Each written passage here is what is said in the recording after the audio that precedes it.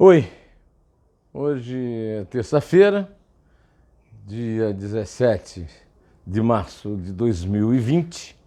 O sol já foi, estou aqui na luta para... Eu quero fazer uma homenagem aqui ao meu querido primeiro grande chefe de jornalismo, de reportagem, J.B. Lemos. O Lemos era supersticioso e não falava a palavra câncer, ele chamava de a doença. Então vamos chamar essa grande pandemia, do momento da doença ou de pandemia, né?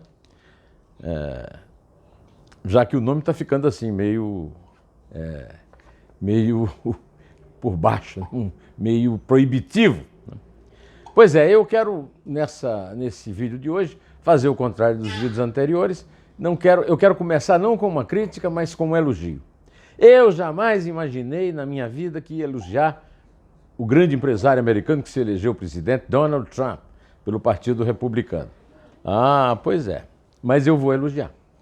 Donald Trump, no começo da onda dessa doença, né, desse bacilo terrível, né, disse, não, isso é uma febrezinha. Só que ele criou juízo. Os casos aumentaram muito, mortes nos Estados Unidos.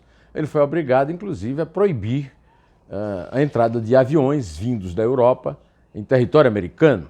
Não é uma medida fácil, devido às relações de amizade dos Estados Unidos com a organização do Tratado Norte e principalmente com o seu país de origem, o Reino Unido, muito embora que o Reino Unido tenha sido, digamos, tirado dessa proibição, né? Pois é, hoje de manhã, eu começo meio-dia por aí, eu tive uma grande surpresa vendo um pronunciamento público de Donald Trump pela televisão. E o Trump sempre teve para mim a imagem do cara, o cara arrogante e tal. Mas olha, primeiro ele não estava sozinho. Estava com o vice, com o secretário do Tesouro, com a secretária da Saúde.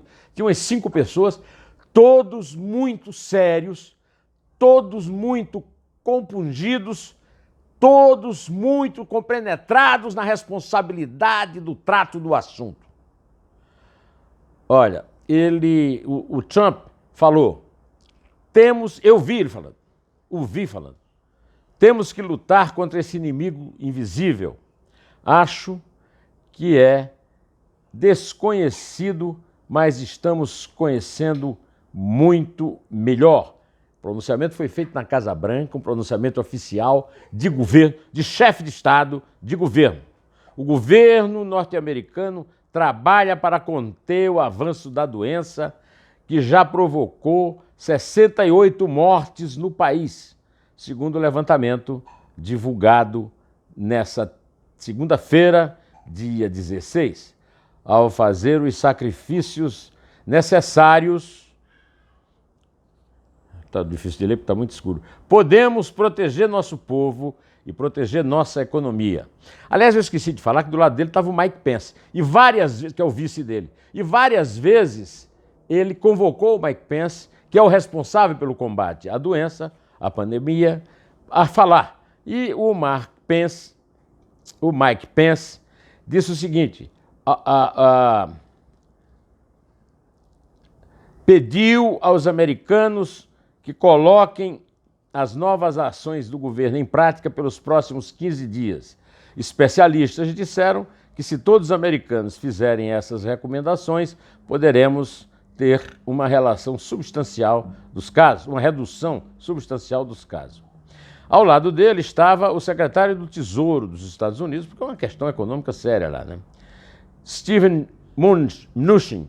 E ele falou da questão do mercado, das bolsas, né?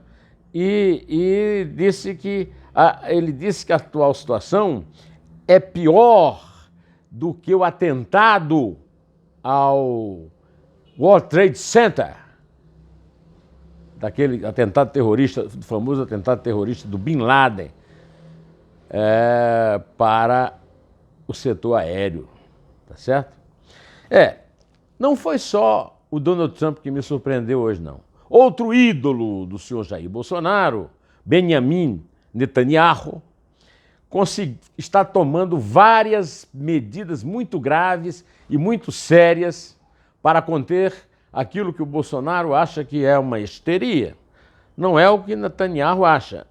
A Procuradoria-Geral de Israel deu sinal verde no domingo 15, para o uso de tecnologia de espionagem para rastrear as pessoas infectadas com o novo bacilo no país do Oriente Médio.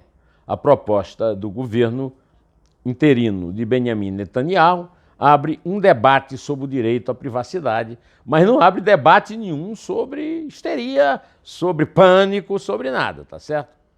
Bom, apesar desses dois serem ídolos do Bolsonaro, não é esta a atitude do Bolsonaro. Hoje é terça-feira, 17, foi comunicada a primeira morte de um brasileiro pelo vírus, num hospital público de São Paulo, que ninguém sabe qual é, um homem de 62 anos, diabético e hipertenso. Eu não sou hipertenso, mas eu sou diabético e tenho 68 anos e 11 meses. Estou ali na faixa dele. Pois é, mas eu sou também cardíaco e tenho um stent em mim. Não posso estar tranquilo com o fato do Bolsonaro não imitar Donald Trump, nem imitar Netanyahu nesse caso. Não! No dia que foi comunicada essa morte e que o Brasil passou o número de 300 casos confirmados, o Bolsonaro deu uma entrevista, não foi uma entrevista de governo, com o Mandetta, com seja lá quem for, o Fábio Weingarten, que está infectado, não. Uma entrevista para a Rádio Tupi do Rio de Janeiro, dizendo que, está vendo, é uma histeria, que os governadores estão tomando atitudes que vão prejudicar a economia brasileira e que ele prefere que haja uma contaminação maior para que as pessoas adquiram imunidade. Essa não é uma ideia original dele.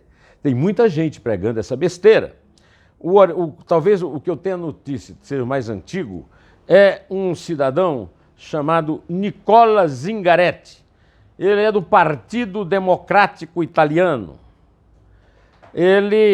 Esse partido é uma fusão de vários partidos, fusão recente, é de 2007, partidos da democracia social, do liberalismo social cristão, do ambientalismo social e do socialismo democrático.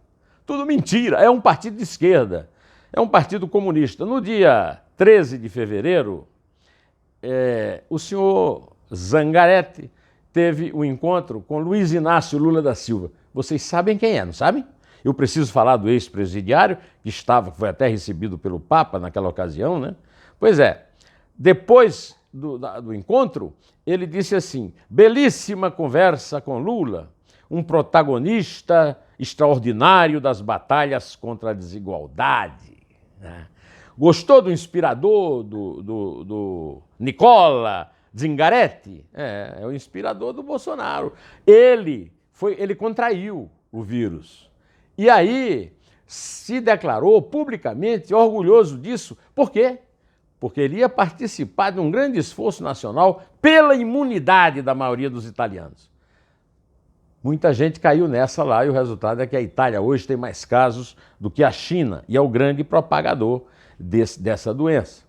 Pois é, mas o Bolsonaro prefere o Zingaretti. Não é o caso de Ronaldo Caiado.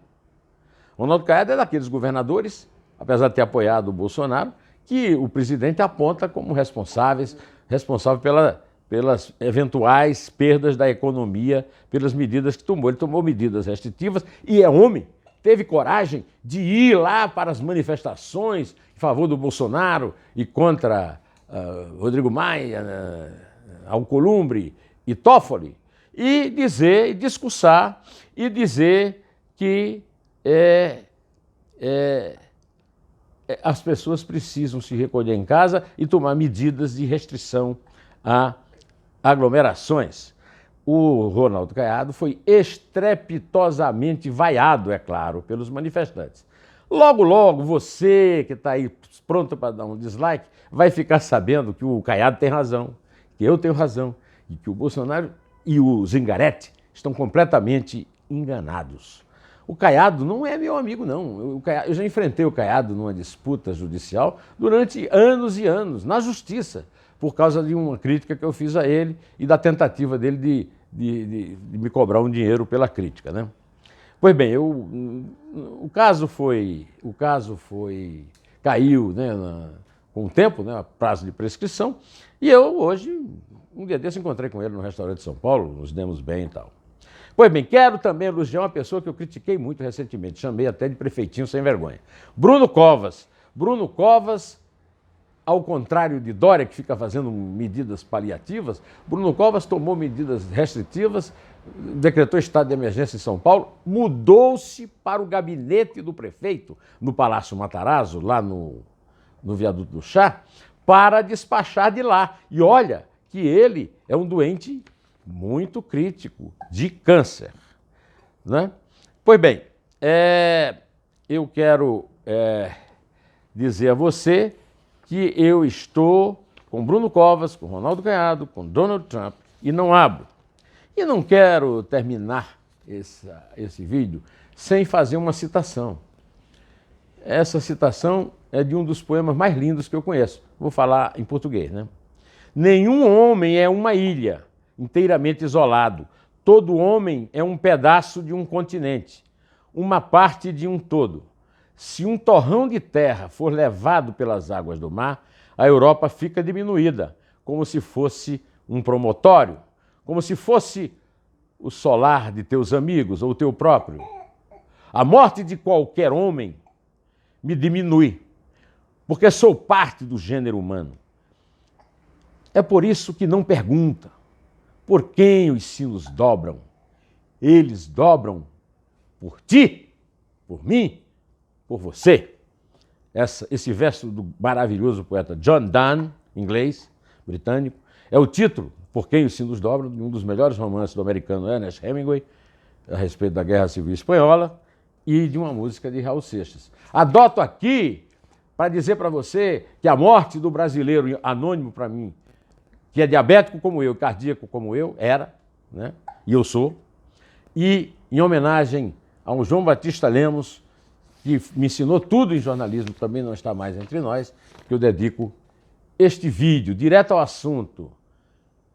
Muita força nesta terça, em pé, e só a verdade nos salvará.